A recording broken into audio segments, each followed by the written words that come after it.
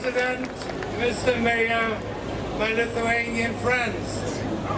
Freedom, that is the major theme of the day. Freedom, that is the promise of the European Union. And what is more, freedom is a recurring theme in the history of Lithuania. Even under foreign rule, even in the darkest of times, the Lithuanians did not ever give up. They fought for their freedom. We all remember the images of the 23rd August of 1989. 2 million people standing hand in hand from Vilnius to Riga and on to Tallinn, singing their hearts out.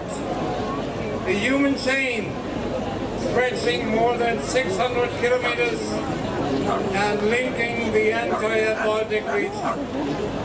The Baltic Way was the triumph of peaceful resistance, and I was deeply moved by these pictures at the time. The fact that it was possible to reunite Germany in freedom is not least thanks to the Lithuanian people's unquenchable thirst for freedom. This story reverberates with us to this day. It is a mandate and an inspiration.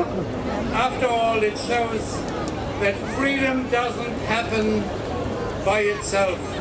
It has to be won, it has to be protected, it has to be defended, and yes, sometimes it even has to be won by singing. To your and our freedom, für ihre und unsere Freiheit, us musu, ihr musu, Laisvė!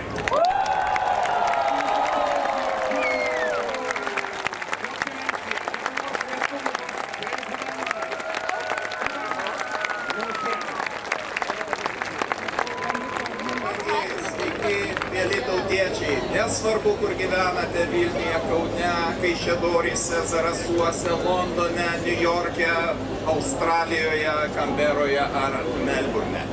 Šiandien mes visi renkamės tam, kad atliktume šventą aktą, tai yra sugiedotume visi kartu tautišką giesmę. Už kelių minučių mes tai ir padarysime, bet aš kviečiu jūs gerai įsiklausyti į kiekvieną himno eilutę.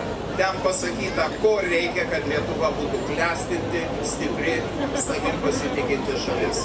Pagarba savo istorijai, pagarba savo protėvių darbams, ant kurių sukurtų pamatų mes galime kurti tą šiuolaikišką Lietuvą. Na ir žinoma, ten kalbam apie vienybę. Žinote, kartais vienybės labai sunku pasiekti, ypač politikams.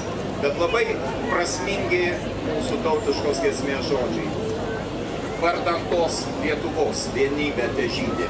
Ne dėl mūsų, ne dėl kažko kito, o vardan to, ką mes vadiname Lietuvos idėją, Lietuvos stiprybę. Ir dar vienas dalykas.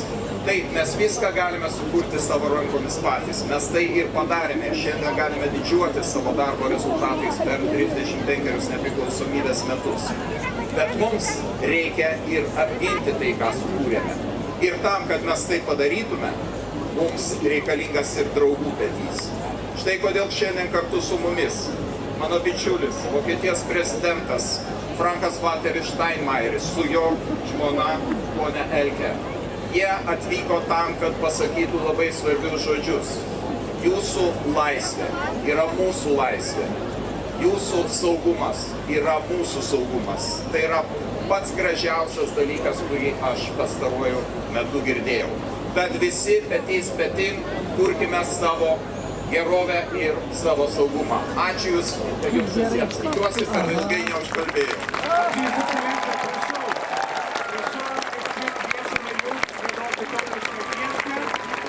Pasiruošę ir mes sakome Ramūnai, Aistė, Europos žalioji sostinė Vilnius jau pasiruošę.